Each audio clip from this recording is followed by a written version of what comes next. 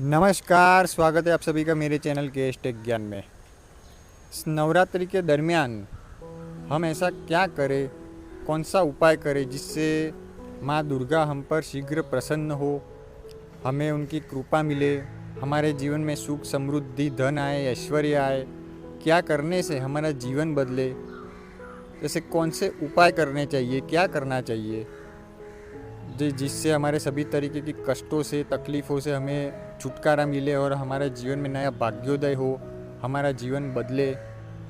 आप सभी नवरात्रि के दरमियान कुछ ना कुछ माता की पूजा पाठ करते होंगे, या फिर आप इस तरीके से यूट्यूब पर देखते होंगे, टीवी में, यूट्यूब पर तो कई बाबा संत पंडित आकर अलग अलग उपाय बताते हैं। कोई कहेगा दुर्गा सप्तशती का पाठ करना चाहिए, बहुत अच्छा होता है। कोई कहेगा नवान मंत्र का जाप करिए, कोई कहेगा महाकाली के बीज मंत्र का जाप करिए, कोई कहेगा चामुंडा चालीसा पढ़िए, या फिर किसी माता के इस मंदिर में जाकर माथा टेकिए, मन्नत रखिए या प्रार्थना कीजिए तो आपका जीवन बदलेगा। हर कोई अलग अलग उपाय बताता है। तो इंसान कंफ्यूज रहता है कि भाई मैं करूँ तो करूँ क्या, सबसे श्रेष्ठ उपाय कौन सा, क्या करना चाहिए जिससे हमें शीघ्र माता की कृपा मिले, हमारा जीवन बदले।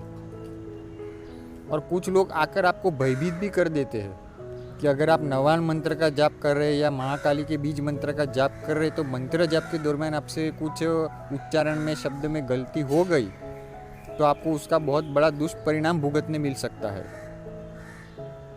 अगर दुर्गा सप्तशती पढ़ रहे हैं तो उसमें अगर आपसे कुछ गलती हो गई तो आपका जीवन बर्बाद हो सकता है। बिल्कुल ही ये गलत बात है।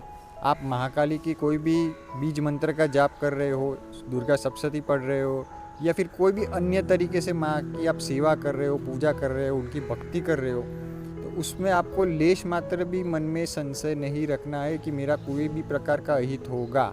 ये चीज़ आप गांठ बांध लीजिए। लोगों को यहाँ पर डरा कर रखा हुआ है, लोगों के अंदर भय पैदा कर दिया गया है। कोई महाकाली माँ आपके पीछे तलवार त्रिशूल लेकर नहीं खड़े हुए हैं कि भाई ये इसके उच्चारण में, शब्द में मिस्टेक हुई नहीं कि चलो इसका जीवन बर्बाद कर दूँ, इसको फाइनेंशियल लॉस करवा दूँ, इसका काम धंधा में हानि करवा दूँ, इसका जीवन बर्बाद कर दूँ, इसे श्राप दे दूँ। माँ दुर्गा कोई तलवार त्रिशूल लेकर आपके पीछे नहीं खड़े, या कोई भी अन्य देवी देवता हो। कोई देवी देवता कभी किसी का बुरा नहीं करता। दूसरी बात ये रही कि नवरात्रि में कौन सा उपाय ऐसा करने से आपको शीघ्र माता की अनुकंपा प्राप्त हो। तो हर कोई अलग अलग उपाय बताता है और हर इंसान भी बेचारा कंफ्यूज रहता है कि भाई आज मैं ये करूँ, कल मैं चालीसा पढ़ूँ, तीसरे दिन मैं नवान मंत्र करूँ, फिर इस दिन मैं महाकाली का बीज मंत्र का करूँ। तो ऐसा अलग अलग भ्रमों में मत भटकिए कि भाई ये करने से ज़्यादा कृपा होगी, ये पाठ करने से या फिर ये मंत्र करने से शीघ्र अनुकंपा मिलेगी माता की। ऐसा कुछ भी नहीं होता। आपको जो चीज़ पसंद है, आपको जिस भी देवी माता पर आपको श्रद्धा है, आप जिस तरीके से माता की सेवा करते हैं उसी तरीके से उसी मंत्र को आप उच्चारण कीजिए, उसी तरीके से पाठ कीजिए। अवश्य आप पर माता की, आपके कुल देवी की, आपकी जिस भी आप देवी माता को मानते हो उनकी अवश्य 100% आपको कृपा मिलेगी। हाँ, आपका मन के भाव अच्छे होने चाहिए। भक्ति जो है वो भाव की होनी चाहिए, झूठ मूठ के दिखावे की नहीं। हम इंसान ये बात समझते हैं तो क्या वो देवी देवता, वो माँ अम्बे, माँ दुर्गा माता ये बात नहीं जानती हो कि वो तो जगत जननी है। उसे देवी देवता को कोई हम साधारण मनुष्य नहीं है, वो जगत माता उन्हें कहा गया है, वो पूरे ब्रह्मांड की माता है।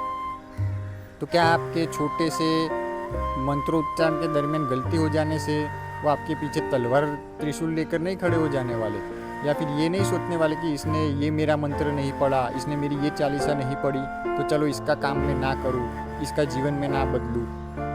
इस तरीके से भ्रमों में मत भटकते रहिए कि यही मंत्र करने से या यही करने से ही माता की अनुकंपा मिलेगी। आप जिस भी तरीके से आप पढ़ते हो, आपके मन के भाव अच्छे होने चाहिए, आपके कर्म अच्छे होने चाहिए, आपके संस्कार अच्छे होने चाहिए। मैं बाहर जा, अभी नवरात्रि के दौरान कुछ लोग नॉनवेज खाते हैं, नशा करते हैं, बुरी आदत है, बुरी संगत करना, अवैध तरीके से फिर इस तरीके से दूसरे बाहर वालों के साथ संबंध रखना, ये सब बुरी आदत है। फिर आप किसी का घर उजाड़ कर आप किसी माता का बच्चे को आप मारकर नॉनवेज खाकर आप उस जगत माता के पास अपने लिए वरदान मांगने जा रहे हैं कि भाई माता मुझे आशीर्वाद दो, मैं भला करूं, तो ये कैसे संभव है? क्या माता आपसे पर प्रसन्न होगी? आप खुद सोचिए। नॉनवेज से आप दूर रहिए मत, लेकिन नवरात्रि के दरमियान तो बिल्कुल ही नहीं खाना चाहिए, बिल्कुल परहेज कीजिए। किसी भी नन्हे मुन्ने जीव को काटकर खाकर नॉनवेज खाकर आप उस जगत माता के पास प्रार्थना करने जाते कि माँ मुझे आशीर्वाद दे, तो क्या वो माता पर किसी का बच्चा खाकर किसी का घर उजाड़ कर किसी माता को दुख पहुंचाकर आप उस जगत माता के पास आशीर्वाद मांगने जाते कि भाई माता मुझे आशीर्वाद दो, मेरा जीवन बदल दो, तो वो माता प्रसन्न होगी? बिल्कुल नहीं होगी। और कुछ पंडित ब्राह्मण मैंने ऐसे भी देखे हुए यूट्यूब पर ना, इसमें टीवी में कहीं पर, जो आके लोगों को डराते हैं कि माँ काली जो होती है ना, वो उनका तो बहुत रुद्र अवतार होता है, वो बहुत जल्दी क्रोधित हो जाती है।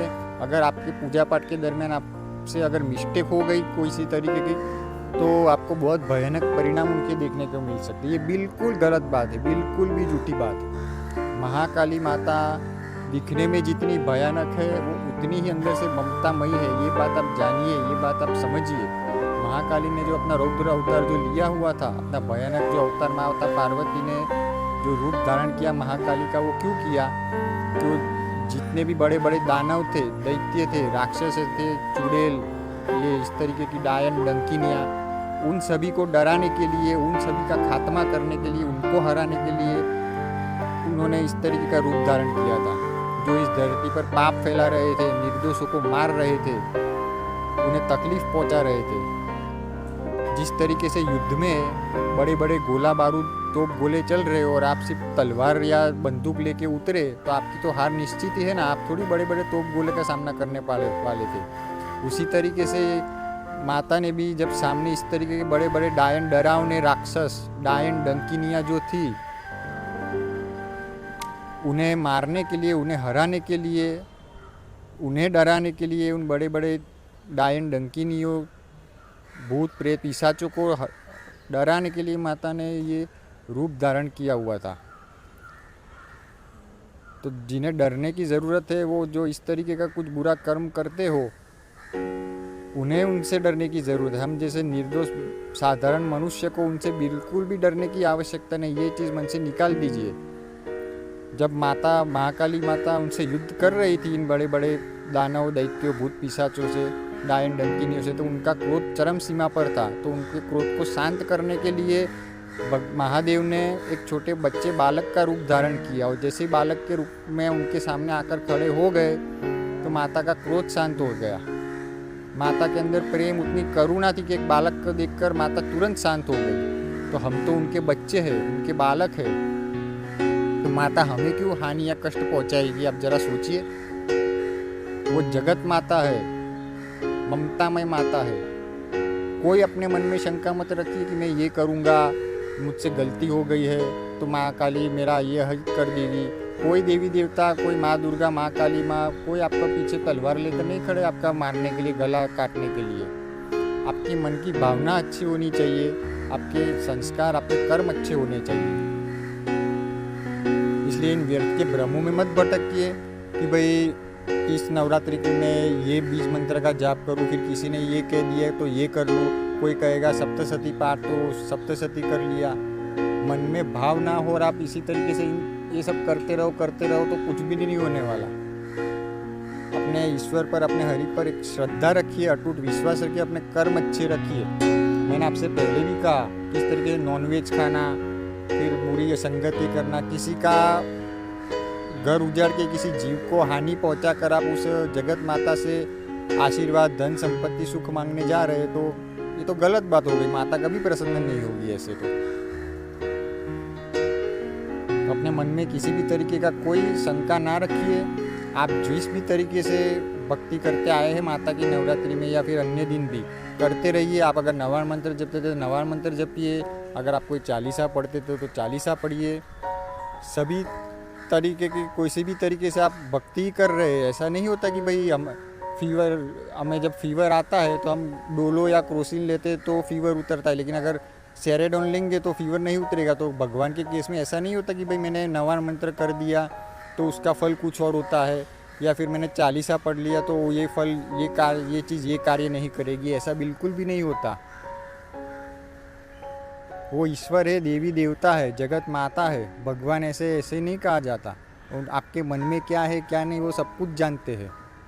तो इसलिए मन में कोई शंका ना रखिए, कोई भय ना रखिए, कोई टेंशन ना लीजिए, चिंता मुक्त हो जाइए, अपने कर्म सुधारिए, अपने मन को साफ रखिए, आपका सभी काम धीरे धीरे होता जाएगा। व्यर्थ के भ्रमों में मत भटकिए कि आज ये करूँ वो करूँ, ये पाठ करवा लूँ वो करवा लूँ। अब आजकल के कुछ ब्राह्मण पंडितों तो आपको पास से लूटने के लिए तादाद में रहते हैं, इसलिए ज़्यादा इधर उधर ध्यान मत दीजिए, अपने हरि पर विश्वास रखिए। आप जिस भी देवी देवता की आराधना करते हो, नवरात्रि में आप जिस माता की पूजा करते हो, अपने माता पर श्रद्धा रखिए, विश्वास रखिए।